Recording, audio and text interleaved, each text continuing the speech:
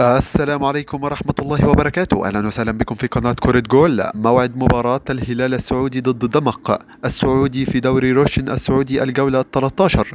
لكن قبل ما ندخل في تفاصيل هذا الفيديو أرجو منكم أولا فضلا وليس أمرا ذكر الله وصلى الله على حبيبنا المصطفى صلى الله عليه وسلم في التعليقات، ولا تنسوا دعمنا باللايك واشتراك في القناة لنستمر إن شاء الله. أمامكم التفاصيل الآن.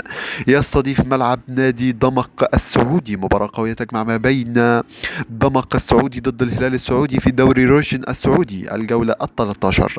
تاريخ المباراة سيكون إن شاء الله يوم الأحد 4/1/2026. وقت المباراة سيكون إن شاء الله الساعة 7:30 مساء بتوقيت مصر، الساعة 8:30 مساء بتوقيت السعودية، الساعة 6:30 مساء بتوقيت المغرب تونس الجزائر.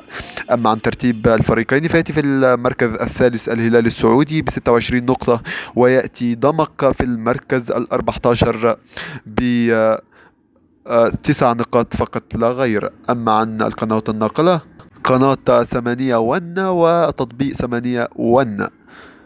انتظر توقعكم لهذه المباراة في التعليقات، والسلام عليكم ورحمة الله وبركاته.